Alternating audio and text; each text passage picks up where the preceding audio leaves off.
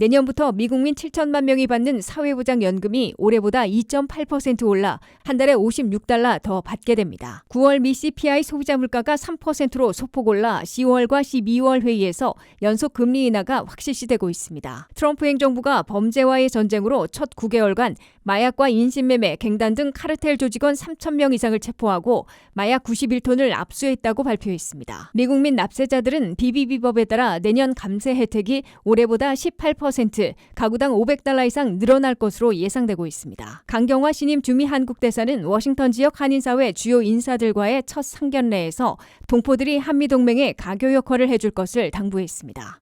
시청자 여러분 안녕하십니까? 워싱턴 뉴스 투데이입니다.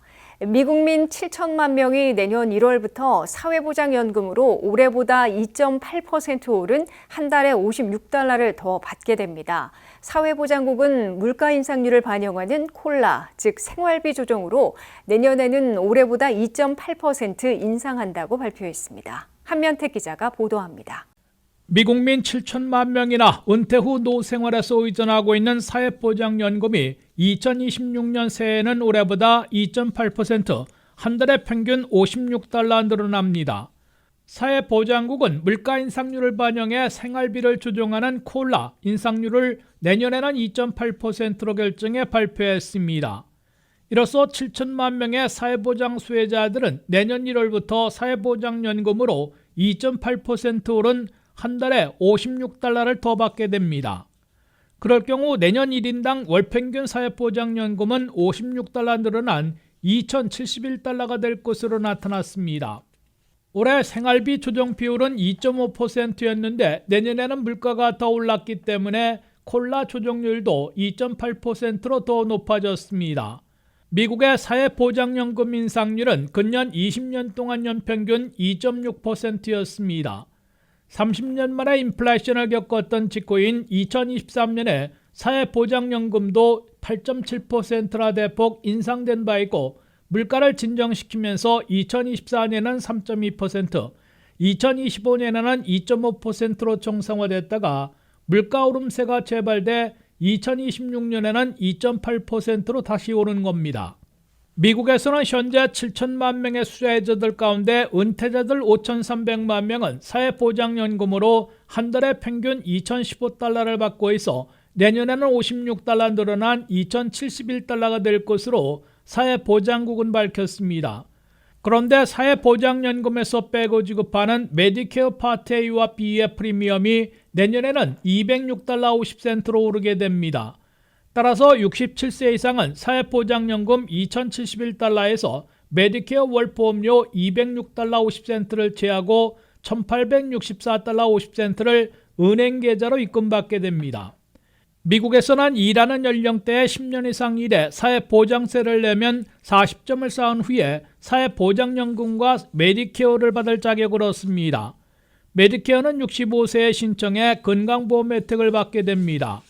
의료비의 80%만 커버해주고 있기 때문에 20%는 민간보험으로 어드밴티지나 서플멘트 그리고 처방약인 파트 D로 보충해야 합니다.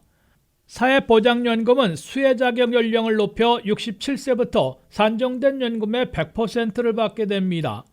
62세 초기에 신청하면 평생 30%나 깎이는 사회보장연금을 받습니다.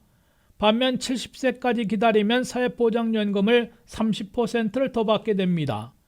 그러나 미국민들 가운데 70세까지 기다리는 비율은 10%에 불과한 것으로 조사됐습니다.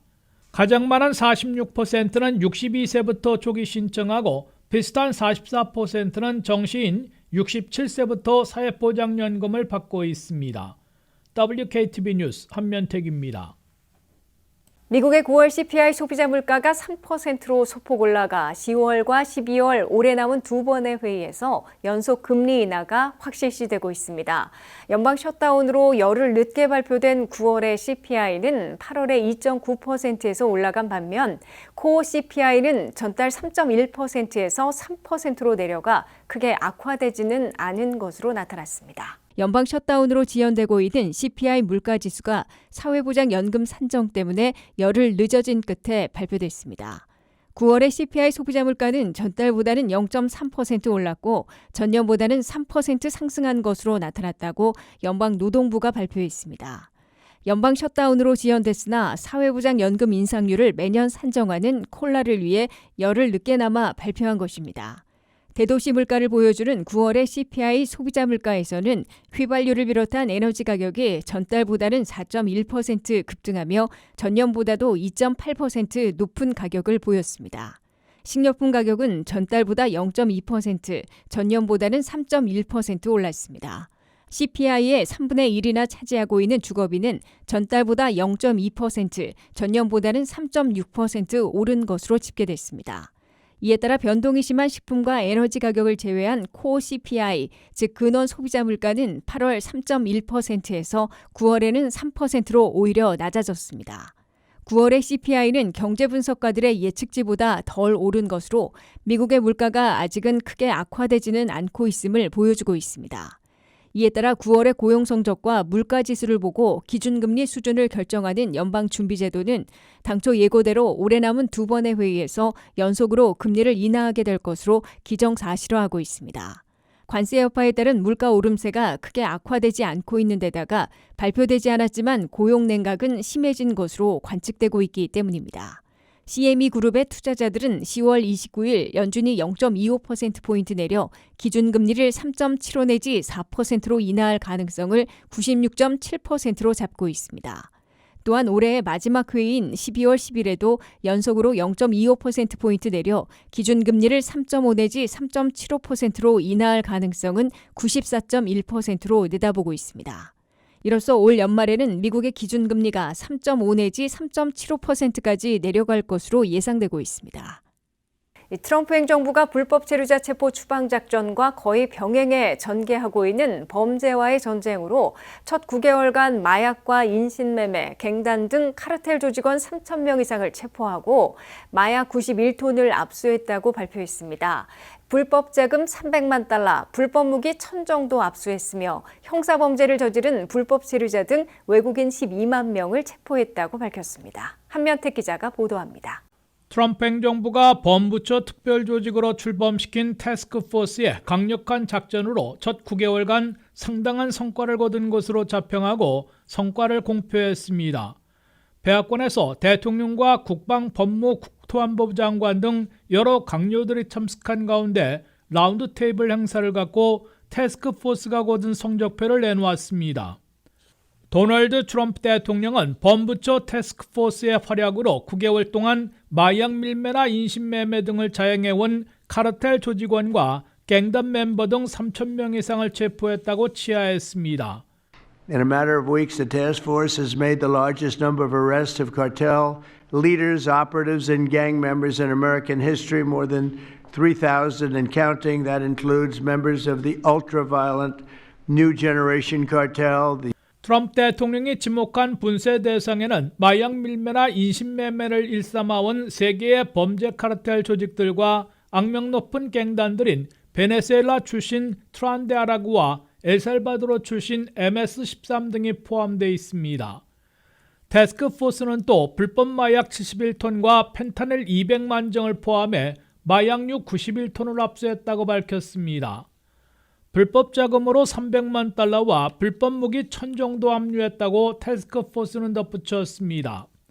트럼프 행정부는 형사범죄를 저지른 불법 체류자 등 외국인들도 12만 명을 체포하고 대다수를 추방한 것으로 강조했습니다. 국토안보부는 첫 9개월간 불법 체류자 48만 5천 명을 체포하고 51만 5천 명을 추방했다고 공표했는데 그중 살인과 강도, 폭력 등 강력범죄자들과 갱단원 등 형사범죄자들이 12만 명인 것으로 해석됩니다. 트럼프 대통령 취임 당일 구성된 범죄와의 전쟁을 수행하는 태스크포스는 국토안보부에서 아이스 이민세관 집행국, 연방법무부 산하인 FBI 연방수사국, DEA 마약단속국, ATF 알코올담배총포국 등 연방사법당국들이 모두 참여하고 있고 정보당국과 군당국도 동참하고 있습니다. 트럼프 대통령은 범죄와의 전쟁에서는 마약 근절의 총력전을 펴고 있는데 최근에는 태평양상에서 8번째로 마약 운반선을 격침시켰고 베네수엘라를 폭격하고 침공작전까지 불사할 수 있다고 강력 경고해놓고 있습니다. WKTV 뉴스 한면택입니다. 미국 및 납세자들은 내년에 BBB법에 따라 감세 혜택이 올해보다 18%, 가구당 $500 이상 늘어날 것으로 예상되고 있습니다. 올해 9,400만 명이 받은 환급액은 가구당 평균 $2,939였는데 내년에는 $3,500 정도가 될 것으로 추산되고 있습니다. 미국 및 납세자들이 트럼프 공화당이 7월 4일 발효시킨 BBB법에 따라 대폭 늘어나는 감세 혜택을 받게 될 것으로 옥스퍼드 경제학회가 산정했습니다. BBB법에 따라 올해 소득분부터 적용되는 팁소득과 초과 근무수당, 65세 이상 시니어들의 기본공제 $6,000 보너스 등을 적용하면 내년 4월 15일까지의 연방소득세 세금보고 시에 감세 혜택이 총액으로 $500억, 18%는 늘어날 것으로 옥스퍼드 경제학회는 내다봤습니다. 미국 납세 가구당 평균으로 계산하면 가구당 평균 $529가 늘어나게 됩니다. 올해 세금 보고 결과 미국 및 납세자들이 9,357만 명이나 텍스 리펀드, 세금 환급을 받았는데 가구당 평균 $2,939를 받은 것으로 IRS 국세청은 밝혔습니다. 따라서 내년 텍스 리펀드 세금 환급은 $2,939 플러스 $529를 계산하면 가구당 평균 $3,468로 늘어납니다.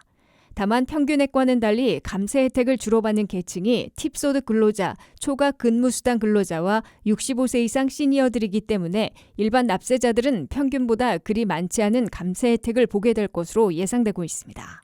또 부동산 세금을 낸 부분을 연방세에서 공제해주는 SALT가 올해 $10,000에서 내년에는 $40,000까지로 상한선이 올라가지만 주로 뉴욕, 뉴저지, 캘리포니아의 고가주택 소유자들이 감세 혜택을 보게 될 것으로 예상되고 있습니다. 실제로 세금정책연구소가 BBB법에 따른 내년도 감세 혜택을 산정한 결과 저소득층은 적은 감세 혜택을 보는 반면 부유층일수록 많은 감세 혜택을 누리게 된다고 분석했습니다. 연소득 $34,600 이하는 트럼프 추가 감세 혜택이 $150에 그치고 $66,800까지는 $750로 계산됐습니다.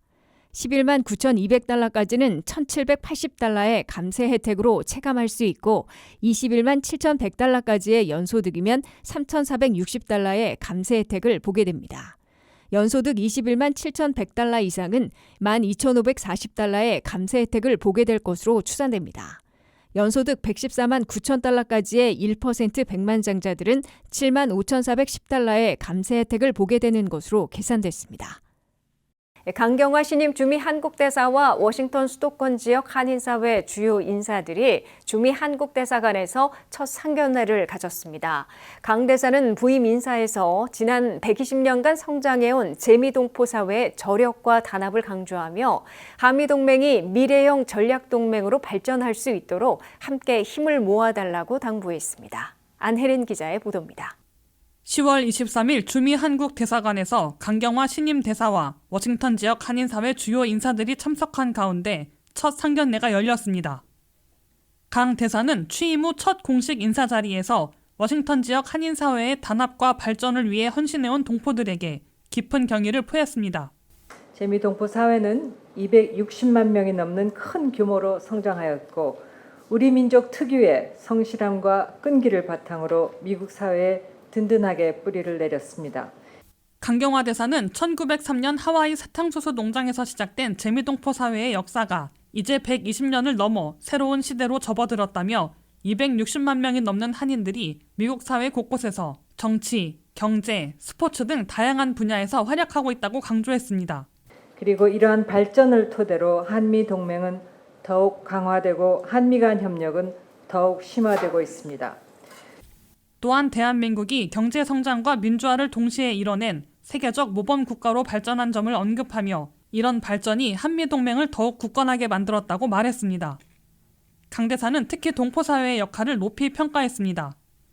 동포 지도자 여러분, 우리는 지금 일찍이 경험하지 못한 극변의 시기를 지나고 있습니다. 이러한 불확실성 속에서 동포 사회가 미래의 성공을 확실하게 담보하는 길은 단합 그리고 준비라고 생각합니다.